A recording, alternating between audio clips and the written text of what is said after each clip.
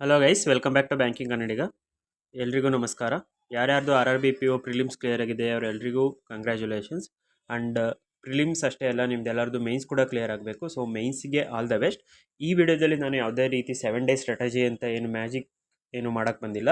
And strategy video ಅಲ್ಲ ಇದು. And ಯಾರ್ಯಾರು ಸ್ಟ್ರಾಟಜಿ ಕೇಳ್ತಿದ್ದೀರಾ, ಈಗ 7 ಡೇಸಲ್ಲಿ ನಾನು ಏನು ಸ್ಟ್ರಾಟಜಿ ಹೇಳಿದ್ರು, ಯಾರು ಏನು ಹೇಳಿದ್ರು ಅದು ಎಫೆಕ್ಟಿವ್ ಆಗಿ ವರ್ಕ್ ಆಗಲ್ಲ. ಒಂದೇ ಒಂದು ಸಬ್ಜೆಕ್ಟ್ ಇರೋದು ನಿಮಗೆ, ಅಂದರೆ 2 ಸಬ್ಜೆಕ್ಟ್ಸ್ ನೀವು ಈ 7 ಡೇಸಲ್ಲಿ ಸ್ವಲ್ಪ ಮಾರ್ಕ್ಸ್ ಇಂಪ್ರೂವ್ ಮಾಡ್ಕೊಳ್ಳೋಕ್ಕಾಗೋದು. ಅದು ಒಂದು ಕಂಪ್ಯೂಟರ್ ಅವೇರ್ನೆಸ್, ಇನ್ನೊಂದು C A current affairs. So ಇದೆರಡರಲ್ಲಿ ನೀವು ಸ್ವಲ್ಪ ಮಾರ್ಕ್ಸ್ ಪುಷ್ ಮಾಡ್ಬೋದು ಅಷ್ಟೇ, 7 ಡೇಸ್ ಕರೆಕ್ಟಾಗಿ ಓದಿದ್ರೆ.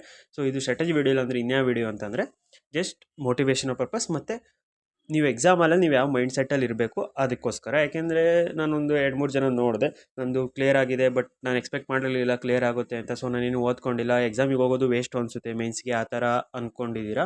ಆ್ಯಂಡ್ ತುಂಬ ಜನ ಹೋಗೋದೇ ಇಲ್ಲ ನಾನು, ಅಥವಾ ಹೋದ್ರು ಸುಮ್ಮನೆ ಹೋಗ್ಬಿಟ್ಟು ಅಟೆಂಡ್ ಮಾಡ್ತೀನಿ ಆ ಥರ ಅಂದ್ಕೊಂಡಿರೋರಿಗೆ ಹೇಳ್ತಿದ್ದೀನಿ ನೋಡಿ. Mains is truly unpredictable.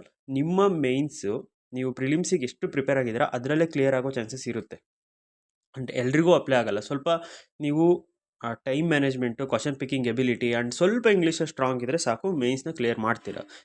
ಇಂಥವರು ಮೇಯ್ನಾಗಿ ಕಾನ್ಸಂಟ್ರೇಟ್ ಮಾಡಬೇಕಾಗಿರೋದು ಅಂದರೆ ಕರೆಂಟ್ ಅಫೇರ್ಸ್ನ ಸೆಕ್ಷನಲ್ ಕಟ್ ಆಫ್ ಕ್ಲಿಯರ್ ಮಾಡ್ಕೊಳ್ಳೋದ್ರ ಬಗ್ಗೆ ಕಾನ್ಸಂಟ್ರೇಟ್ ಮಾಡಿ. ಸೊ ಅದಕ್ಕೋಸ್ಕರ ಏನು ಮಾಡಿ ಅಂತಂದರೆ, ಫಸ್ಟ್ ಕರೆಂಟ್ ಅಫೇರ್ಸ್ ಹೇಳ್ತೀನಿ. ಕರೆಂಟ್ ಅಫೇರ್ಸ್ ಜಸ್ಟ್ ನೀವು ಈಗ ಇರೋ 7 ಡೇಸಲ್ಲಿ ನೀವು 6 ಮಂತ್ಸ್ ಓದಬೇಕು. ತುಂಬ ಜನ ಅದು ಕೇಳ್ತಿದ್ರಿ, ಬ್ರೋ ಎಲ್ಲಿಂದ ಕವರ್ ಮಾಡ್ಬೇಕು ಹೇಳಿ, 7 ಡೇಸಲ್ಲಿ ಕವರ್ ಮಾಡ್ಬಿಡ್ತೀನಿ ಅಂತ. ಯಾವುದೇ ಕಾರಣಕ್ಕೂ 7 ಡೇಸಲ್ಲಿ ನೀವು 6 ಮಂತ್ 8 ಮಂತ್ಸ್ ಎಲ್ಲ ಕವರ್ ಮಾಡೋಕ್ಕೆ ಚಾನ್ಸೇ ಇಲ್ಲ. ಬೆಟರ್ ಏನು ಓದ್ತೀರೋ ಅದನ್ನು ಕರೆಕ್ಟಾಗಿ ಓದಿ, ರಿವಿಷನ್ ಮಾಡಿ ಹೋಗಿ. ಪಿಕ್ any 1 month in the 6 months, 6 month R 7 months, ಯಾವುದೋ 1 ಮಂತ್ ರೀಸೆಂಟಾಗಿರೋದ ಪಿಕ್ ಮಾಡಿ, ಆ ಮಂತ್ದು ಫುಲ್ಲು ನೀಟಾಗಿ ಓದ್ಕೊಂಡೋಗಿ. ಅಟ್ಲೀಸ್ಟ್ ನಿಮ್ಮದು ಸೆಕ್ಷನಲ್ಲಿ ಕ್ಲಿಯರ್ ಆಗಿ ಒಂದು 5-6 ಆ ಥರ ಮಾರ್ಕ್ಸ್ ಬರುತ್ತೆ.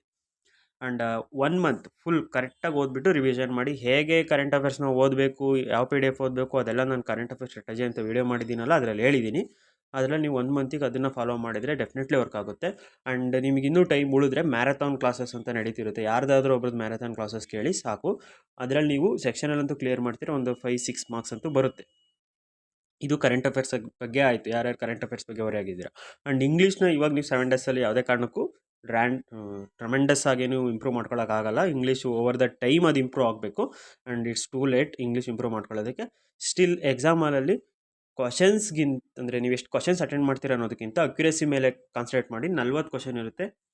Even if you attempt 20 questions with accuracy, if you are sure, it's well and good, ಚೆನ್ನಾಗಿ ಸ್ಕೋರ್ ಮಾಡಿದ್ದೀರಾ ಅಂತ ಅರ್ಥ. ಸೊ ಇಂಗ್ಲೀಷ್ ಆ ಥರ ಇಂಗ್ಲೀಷ್ ನೀವು ಸಡನ್ನಾಗಿ ಇವಾಗ ಇಂಪ್ರೂವ್ ಮಾಡ್ಕೊಳ್ಳೋಕ್ಕಾಗಲ್ಲ.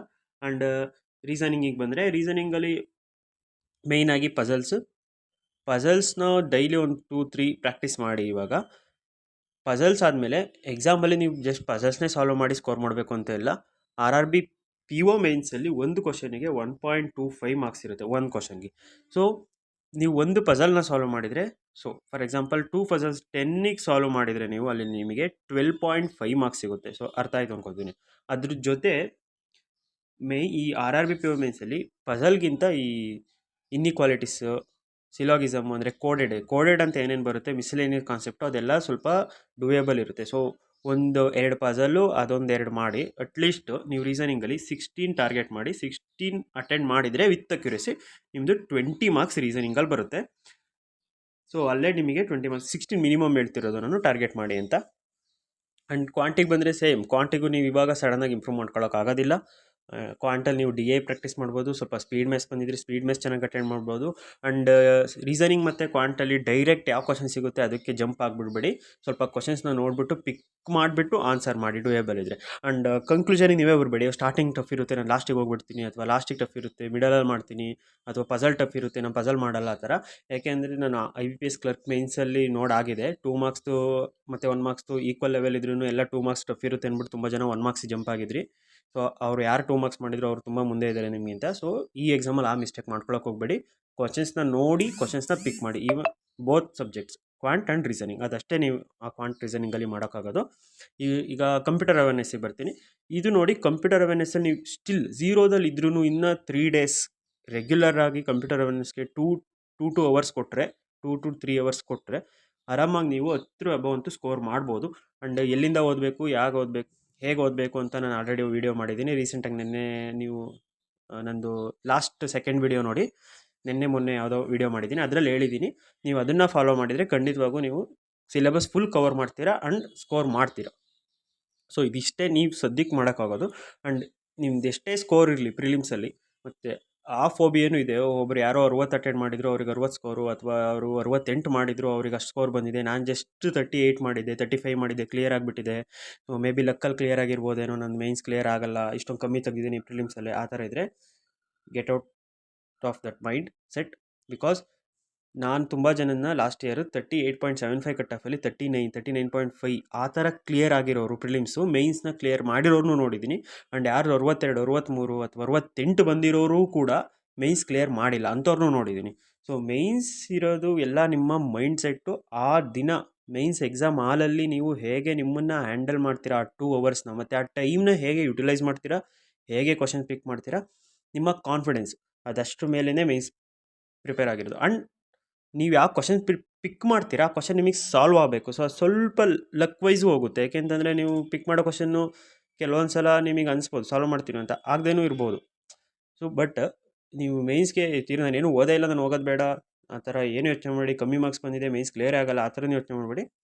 ನಿಮ್ಮ ಪ್ರೆಸೆಂಟ್ ಬೆಸ್ಟ್ ಏನಿದೆ ಅದನ್ನು ಕೊಡಿ. ಮೇ ಬಿ ನೀವು ಇನ್ನೂ ಚೆನ್ನಾಗಿ ಪ್ರಿಪೇರ್ ಆಗಿದ್ರೆ ಇನ್ನೂ ಚೆನ್ನಾಗಿ ಮಾಡ್ತಿದ್ದೆ, ಓದಬೇಕಿತ್ತು, ಅದೆಲ್ಲ ಬಿಟ್ಟಾಕಿ ಇವಾಗ ಸದ್ಯಕ್ಕೆ ನೀವು ಏನು ಓದಿದ್ದೀರಾ, ಏನು ಚೆನ್ನಾಗಿ ಮಾಡ್ಬೋದು ಇನ್ 7 ಡೇಸಲ್ಲಿ, ಅದ್ರ ಮೇಲೆ ಕಾನ್ಸಂಟ್ರೇಟ್ ಮಾಡಿಬಿಟ್ಟು ಹೋಗಿ ಅಟೆಂಡ್ ಮಾಡಿ. ಮ್ಯಾಕ್ಸಿಮಮ್ ಈ 7 ಡೇಸಲ್ಲಿ ಇವತ್ತೊಂದು ಮಾರ್ಕ್ ಕೊಡಿ, ಲೈಕ್ ಇವತ್ತು 28th ಆ್ಯಂಡ್ 26th ಒಂದು ಮಾರ್ಕ್ ಕೊಡಿ. 27th ಬೇಡ. ಆ್ಯಂಡ್ 2 ಮಾರ್ಕ್ಸ್ ಎನಫ್ ಈಗ ಸದ್ಯಕ್ಕೆ. ಯಾಕೆ ಅಂತಂದರೆ ಮಾರ್ಕ್ಸ್ ಕೊಡೋಕ್ಕೆ ನಿಮಗೆ 2 ಅವರ್ಸ್ ವೇಸ್ಟ್ ಆಗುತ್ತೆ. ಆ 2 ಅವರ್ಸಲ್ಲಿ ನೀವು ಸ್ವಲ್ಪ ಕರೆಂಟ್ ಅಫೇರ್ಸ್ ಓದ್ಬೋದು, ಇಲ್ಲ ಕಂಪ್ಯೂಟರ್ ಅವೇರ್ನೆಸ್ ಓದ್ಬೋದು. ಅವೆರಡರಲ್ಲೇ ನೀವು ಮಾರ್ಕ್ಸ್ನ ಪುಷ್ ಮಾಡೋಕ್ಕಾಗೋದು. ಇಂಗ್ಲೀಷ್, ರೀಸನಿಂಗ್, ಕ್ವಾಂಟಲ್ಲಿ ಈಗ ನೀವು ಎಷ್ಟೇ ಪುಷ್ ಮಾಡಿದರೂ ಅಷ್ಟು ಎಫೆಕ್ಟಿವ್ ಆಗಿ ಜಾಸ್ತಿ ಸ್ಕೋರ್ ಆಗಲ್ಲ. ಅದು ಬರೀ ನಿಮ್ಮ ಅಟೆಂಪ್ಟ್ ಹೇಗೆ ಮಾಡ್ತೀರಾ ಅದ್ರ ಮೇಲೆ ಡಿಪೆಂಡ್ ಆಗಿರುತ್ತೆ. ಆ್ಯಂಡ್ ಮತ್ತೆ ನೀವೆಲ್ಲ ಟಾರ್ಗೆಟ್ಸ್ ಕೇಳ್ತೀರಾ ಅಥವಾ ಎಷ್ಟು ಬೆಸ್ಟ್ ಅಟೆಂಪ್ಟ್ಸು ಆ ಥರ. ಸೊ ಅದಕ್ಕೆ ಈಗಲೇ ಹೇಳ್ಬಿಡ್ತೀನಿ. ನಿಮ್ಮದು ರೀಸನಿಂಗಲ್ಲಿ ಮಿನಿಮಮ್ ಅಂದರೆ ನೀವು ಎಲ್ಲ ಸಬ್ಜೆಕ್ಟಲ್ಲೂ ಓಕೆ ಅವರೇಜ್ ಇದ್ದೀರಾ, ರೀಸನಿಂಗಲ್ಲಿ ಸ್ವಲ್ಪ ಸ್ಟ್ರಾಂಗ್ ಇದ್ದೀರಾ, ಇಂಗ್ಲೀಷ್ ಓಕೆ ಅಂತ ಇದ್ದರೆ ರೀಸನಿಂಗ್ ನೀವು 16 ಅಟೆಂಪ್ಟ್ಸ್ 20 ಮಾರ್ಕ್ಸ್, ಇದು ರೀಸನಿಂಗ್. ಕ್ವಾಂಟಲ್ಲಿ ನೀವು ವೀಕ್ ಇದ್ದೀರಾ, ತುಂಬ ವೀಕ್ ಇದ್ದೀರಾ, ನಿಮಗೆ ಪ್ರಿಲಿಮ್ಸಲ್ಲೂ ಕರೆಕ್ಟಾಗಿ ಅಟೆಂಡ್ ಮಾಡೋಕ್ಕಾಗಿಲ್ಲ, ಮೇನ್ಸ್ ಅಂತೂ ಕ್ವಶನ್ಸ್ ನೋಡಿದರೆ ಆಗಲ್ಲ, ಆ ಥರ ಇದ್ದರೆ ಕ್ವಾಂಟಲ್ಲಿ ನೀವು ಆರಾಮಾಗಿ 12 ಕ್ವಶನ್ಸ್ ಅಟೆಂಡ್ ಮಾಡ್ಬೋದು. ಸೊ ಕ್ವಾಂಟ್ 12, ಸೊ 12 ಕ್ವಶನ್ಸ್ ಅಂತಂದರೆ ನಿಮಗೆ ಅಲ್ಲಿ 15 marks. So ಕ್ವಾಂಟ್ 15, reasoning 20. And computer awareness ಬಂದುಬಿಟ್ಟು ನೀವು ಇವಾಗ ಪ್ರಿಪೇರ್ ಮಾಡಿ ಕರೆಕ್ಟಾಗಿ ಓದಿದರೆ ಇನ್ನು 7 ಡೇಸು ನೀವು ಆರಾಮಾಗಿ 10 ಸ್ಕೋರ್ ಮಾಡ್ಬೋದು. ಸೊ ಅದು 10. ಸೊ ಈ 3 ಸಬ್ಜೆಕ್ಟಿಂದ 20, 10, 30, 15, 45 ಆಯಿತು. ಆ್ಯಂಡ್ ಈ ಕರೆಂಟ್ ಅಫೇರ್ಸ್ ಏನಿದೆ ಅದ್ರಲ್ಲಿ ನಾನು 10 ಅಂತ ಹೇಳ್ತೀನಿ. ಯಾಕೆಂದರೆ ಸ್ವಲ್ಪ ಈ ಸಲ ಕ್ಲಿಯರ್ ಆಗಿರೋರು IPS clerk mains almost clear ಆಗಿರೋರು RRB PO ಮೇನ್ಸ್ ಕ್ಲಿಯರ್ ಮಾಡಿದ್ರೆ ಐ ಹೋಪ್ ನೀವು IPS ಕ್ಲರ್ಕಿಗೆ ಒಂದು ಮಿನಿಮಮ್ ಅಂದರೂ 1-2 ಮಂತ್ಸ್ ಓದಿರ್ತೀರ. ಇವಾಗ 1 ಮಂತ್ ಓದ್ಬಿಟ್ಟು ನೀವು ರಿವೈಸ್ ಮಾಡ್ತೀರಾ ಅಂತಂದರೆ ನೀವು 10 ಅಂತೂ ಸ್ಕೋರ್ ಮಾಡ್ಬೋದು. ಸೊ ಆ 10 1-2 ಮಂತ್ಸ್ ಓದಿರೋನು ನೀವು ಸ್ಕೋರ್ ಮಾಡ್ತೀರಾ. ಸೊ ಕರೆಂಟ್ ಅಫೇರ್ಸ್ಗೆ ನೀವು 10 ಕೊಡ್ಬೋದು. ಆ್ಯಂಡ್ ಇನ್ನು ಉಳಿದಿರೋದು ಇಂಗ್ಲೀಷ್ ನಾನು ಸ್ಟ್ರಾಂಗ್ ಇದ್ದೀರಾ ಅಂತ ಕನ್ಸಿಡರ್ ಮಾಡ್ತೀನಿ, like average student. So English IPS ಕ್ಲರ್ಕ್ಗಿಂತ ಸ್ವಲ್ಪ ಈಸಿಯರ್ ಸೈಡ್ ಬರೋದ್ರಿಂದ ನೀವು ಆರಾಮಾಗೆ ರೀಡಿಂಗ್ ಕಾಂಪ್ರಿಹೆನ್ಷನ್ನ ಕರೆಕ್ಟಾಗಿ ಓದಿ ಎರಡನ್ನೂ ಆನ್ಸರ್ ಮಾಡಿದರೆ ನೀವು 20ನ ಸ್ಕೋರ್ ಮಾಡ್ಬೋದು. ರೀಡಿಂಗ್ ಕಾಂಪ್ರಿಹೆನ್ಷನ್ ಪ್ಲಸ್ ಒಂದು ಪ್ಯಾರಾಜಂಬಲು ಅಥವಾ ಯಾವ್ದಾರೋ ಮಿಸ್ಲೇನಿಯಸ್ ಟಾಪಿಕ್ ಅಟೆಂಡ್ ಮಾಡಿದರೆ 20. ಸೊ ಇದಿಷ್ಟು ನಿಮ್ಮ ಕೋರ್ ಟಾರ್ಗೆಟ್ ಇರಲಿ. ಬಟ್ ಎಕ್ಸಾಮ್ ಹಾಲಲ್ಲಿ ಹೋದಾಗ ನಾನು ಇಷ್ಟು ಸ್ಕೋರ್ ಮಾಡ್ತೀನಿ ಅಂದರೆ ಈ ಸೆಕ್ಷನಲ್ಲಿ ಇಷ್ಟೇ ಅಟೆಂಡ್ ಮಾಡಬೇಕು ಆ ಥರ ಏನು ಇಟ್ಕೊಬೇಡಿ. ಎಲ್ಲ ಸೆಕ್ಷನಲ್ಲೂ ನಿಮ್ಮ ಬೆಸ್ಟ್ ಸ್ಕೋರ್ ಎಷ್ಟಾಗುತ್ತೆ ಅಷ್ಟನ್ನು ಕೊಡಿ. ಸೊ ಇದನ್ನು ನೀವು ಟೋಟಲ್ ಮಾಡಿದರೆ 20, 60, 75 ಆಗುತ್ತೆ. ಸೊ ಇದು ನಿಮ್ಮ ಮಿನಿಮಮ್ ಟಾರ್ಗೆಟ್ ಇರೋದು. ಆ್ಯಂಡ್ 75 ಕಟ್ ಆಫ್ ನಿಂತ್ಕೊಳ್ಳುತ್ತೆ ಆ ಥರ ಏನಿಲ್ಲ. ಕಟ್ ಆಫ್ ಆಬ್ವಿಯಸ್ಲಿ ಕಮ್ಮಿ ಇರ್ಬೋದು. ಬಟ್ ಮೇನ್ಸಲ್ಲಿ ನೀವು ಎಷ್ಟು ಸ್ಕೋರ್ ಜಾಸ್ತಿ ಮಾಡ್ತೀರಾ ಅಷ್ಟು ನಿಮಗೆ ಇಂಟರ್ವ್ಯೂಗೆ ಹೇಳೋದು. ಆ್ಯಂಡ್ ಕೆಲವೊಬ್ರಿಗೆ ಹೇಳ್ಬೋದು 75 ಸಾಕಾಗಲ್ಲ ಬ್ರೋ, 80, 85 ಬೇಕು ಅಂತ. ನಾನು ಇದೆಲ್ಲ ಹೇಳ್ತಿರೋದು ಈ 7 ಡೇಸ್ ಕ್ಲಿಯರ್ ಆಗೋದೆಲ್ಲ ಪ್ರಿಲಿಮ್ಸ್ ಅಂತ ಅಂದ್ಕೊಂಡಿದ್ರಲ್ಲ ಅವ್ರು ಇಷ್ಟು ಸ್ಕೋರ್ ಮಾಡಬಹುದು ಅಂತ. ನೀವೆಲ್ಲ ನಿಮಗೆ ಗೊತ್ತಿತ್ತು 80, 90 ಕಟ್ ಆಫ್ ಹೋಗುತ್ತೆ ನಾನು ಅಂದರೆ ಸ್ಕೋರ್ ಮಾಡಬೇಕು ಅಂತ ಅಂದರೆ ನೀವು ಆಲ್ರೆಡಿ ಪ್ರಿಪೇರ್ ಆಗ್ತಿದ್ದೀರಾ ಅಂತ ಅನ್ಕೋತೀನಿ. ಅಂಥವ್ರು 1-2 ಮಂತ್ಸಿಂದ ಪ್ರಿಪೇರ್ ಆಗ್ತಿರೋರ್ಗು ಮೇನ್ಸ್ಗೆ ಅಂತ ಅಂದರೆ ನೀವು ಆಬ್ವಿಯಸ್ಲಿ ನೀವು ಚೆನ್ನಾಗಿ ಸ್ಕೋರ್ ಮಾಡ್ಬೋದು ಮಿನಿಮಮ್ ಸ್ಕೋರ್ಗಿಂತ. ಸೊ ಇಷ್ಟೇ ಈ ವಿಡಿಯೋದಲ್ಲಿ. Thank you for watching and be hopeful. Clear ಆಗುತ್ತೆ, ಚೆನ್ನಾಗಿ ಹೋಗ್ಬಿಟ್ಟು ನಿಮ್ಮ ಕ್ಲಿಯರ್ ಮೈಂಡ್ ಸೆಟ್ಟಲ್ಲಿ ಎಕ್ಸಾಮ್ ಬರೆದು ಬನ್ನಿ. All the best.